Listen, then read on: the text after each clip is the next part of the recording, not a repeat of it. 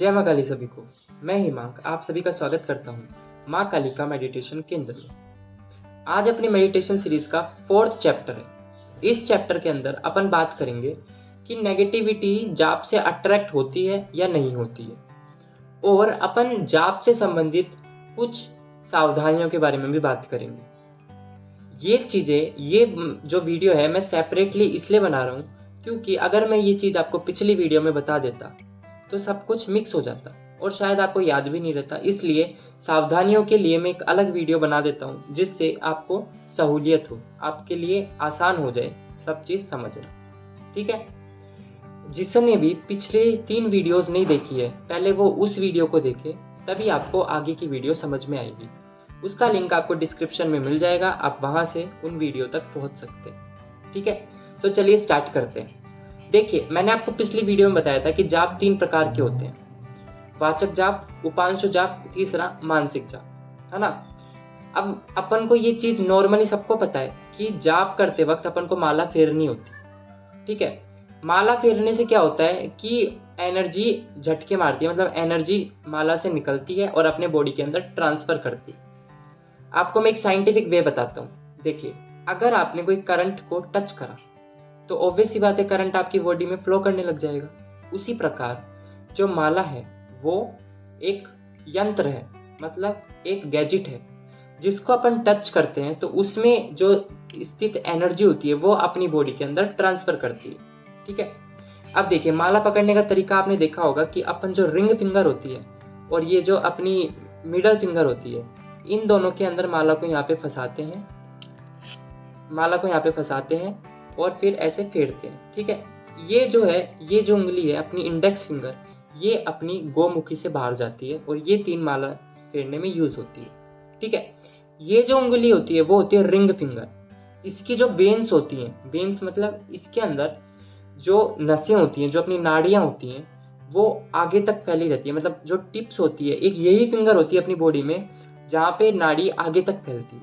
ठीक है, ये जो नाड़ी है वो डायरेक्ट अपने हार्ट से और अपने ब्रेन से कनेक्ट रहती है। बाकी सब जो और अंगुलियाँ, जो और फिंगर्स हैं, उससे जो नाड़ियाँ जा रही है वो सब ब्रांचड हो जाती है अपनी बॉडी के अंदर आगे जाके। लेकिन एक रिंग फिंगर ही ऐसी फिंगर है जिसकी जो नाड़ियाँ हैं वो डायरेक्ट अपने हार्ट से और ब्रेन से कनेक्ट रहती है। ये तो हुआ साइंटिफिक मेथड। ठीक है, इसलिए ही अपन रिंग फिंगर से माला को टच करते हैं। क्यों करते हैं?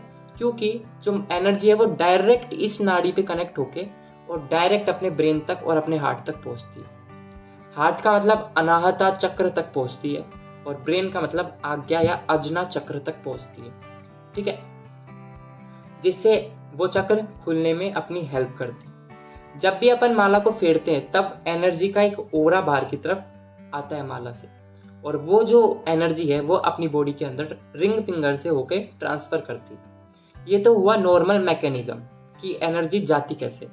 अब देखिए, जैसे ही अपन जाप करते हैं, है ना, तो जाप करते तो अपने आर बार एक ओरा बनता है। फॉर एग्जाम्पल, अपन ने हनुमान जी का जाप करा तो अपने सामने एक ऑरेंज कलर का या फिर रेड रंग का ओरा बनता है। ओरा मतलब आभा मंडल बनता है, एक बबल बनता है अपने आगे। ठीक है, अब उस बबल में जैसे ही जाप की ध्वनि आगे जाती है, मतलब वो एनर्जी आगे तक फैलती है, तो उस एरिया में स्थित नेगेटिविटी ऊर्जा, मतलब भूत प्रेत, जिसको अपन लोकल लैंग्वेज में भूत प्रेत बोलते हैं, और जो ऊर्जा होती है, मतलब जो नकारात्मकता ऊर्जा होती है, वो उस ओरे में अट्रैक्ट हो जाती है। और ये देवी का जो मंत्र करते हैं उनके लिए तो स्पेशली बात है, क्योंकि देवी का मंत्र ऐसा मंत्र होता है जो नेगेटिविटी को ज्यादा अट्रैक्ट करता है। ऐसा इसलिए होता है क्योंकि जितना बीज अपन लगाते हैं मंत्र में, बीज मतलब जितना वैदिक चीज, यानी जितनी बीज, जैसे ओम, हम, एम, क्रीम, ये जो बीज हैं, जितना पावरफुल बीज लगाएंगे ना, उतनी ज्यादा उसकी एनर्जी की जो वाइब्रेशंस है, जो सीक्वेंस है एनर्जी का, वो दूर तक फैलता है। रेंज बहुत ज़्यादा बढ़ जाती है बीज लगाने से, और उस रेंज में जितनी भी नकारात्मकता ऊर्जा है वो अपनी तरफ अट्रैक्ट होती है। क्यों? क्योंकि वो ऊर्जा चाहती है कि मैं भी, वो ये संगत का असर आता है, आपने नॉर्मल भाषा में सुना होगा। उसी प्रकार नकारात्मक ऊर्जा सोचती है कि मैं अगर पॉजिटिव एनर्जी के संपर्क में आऊँगी तो मैं भी पॉजिटिव बन जाऊँगी। फॉर एग्जाम्पल, जैसे अपन लोकल भाषा में बोलते हैं कि भूत अट्रैक्ट हो गया, वो इसलिए हो गया क्योंकि आपको वो चाहते हैं कि मोक्ष हो जाए।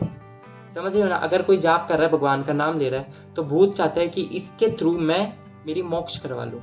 उस मोक्ष को अगर साइंटिफिक वे से अपन देखें तो वो जो नेगेटिव एनर्जी है वो चाहती है कि मैं पॉजिटिव में कन्वर्ट हो जाऊं। इसी को ही अपन लोकल लैंग्वेज में या शास्त्रों के अनुसार मोक्ष कहते हैं, कि जो नकारात्मकता ऊर्जा है उसकी नकारात्मकता यानी उसकी नेगेटिविटी पूरी तरीके से खत्म हो चुकी है और वो कन्वर्ट हो गया है पॉजिटिविटी में। इसी को ही मोक्ष कहा जाता है। समझ रहे हो? ये तो हुई नकारात्मकता की। इसको बचाने के लिए अपन को रक्षा मंत्र करना होता है। रक्षा मंत्र गुरु द्वारा प्राप्त होता है अपन को। रक्षा मंत्र करने से जो भी पॉजिटिव एनर्जी है वो अपन को आगे आर बार से घेर लेती है। मतलब अपन एक तरफ अपने आगे दीवार खड़ी कर लेते हैं, उस दीवार को पार करके कोई भी एनर्जी अंदर नहीं आ पाती है। हम दूसरी चीज की तरफ बढ़ते हैं कि जाप से जुड़ी सावधानियां क्या होती है। देखिए, जब भी अपन जाप करते हैं तो पॉसिबल हो, मतलब आपके लिए सूटेबल यही होगा कि आप माला से जाप करें, क्योंकि माला से जब अपन जाप करते हैं तब अपनी मेडिटेशन में एक मतलब हेल्प हो जाती है एक तरीके से। क्योंकि मानसिक जाप में अपना ध्यान भटक सकता है, पर माला से करते हैं तो अपना ध्यान नहीं भटकता है, माला पे ध्यान जाता है अपना। समझ रहे हो? तो माला से जाप करते हैं तो एनर्जी भी ज़्यादा आती है, तो वो भी एक चीज़ का फायदा हो गया। तो माला से जाप करना मैं ज़्यादा प्रीफर करता हूँ एज कम्पेयर टू मानसिक जाप, कि भाई मन ही मन बोलना। मन ही मन आप बोल सकते हैं पर दिनचर्या में बोल सकते हैं, लेकिन जब आप आसन पे जाप कर रहे हैं तब आपको माला से ही करना है, जहाँ तक मैं प्रीफर करता हूँ। ठीक है? जब अपन क्या नाम है जाप करते हैं, है ना, तो नेगेटिविटी अट्रैक्ट होती है, अपन ने बात करी थी। अब उसकी सावधानियां मैं बताता हूँ। आपको रक्षा मंत्र करना है, नेगेटिविटी अट्रैक्ट नहीं होगी इससे, वो गुरु ही देते हैं, आपको गुरु बनाना पड़ेगा उसके लिए। फिर जो आसन है उस पर आप बैठो।